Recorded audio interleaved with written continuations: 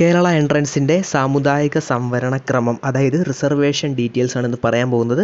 സംസ്ഥാന മെറിറ്റിന് 50%, അതായത് സ്റ്റേറ്റ് മെറിറ്റിന് 50%.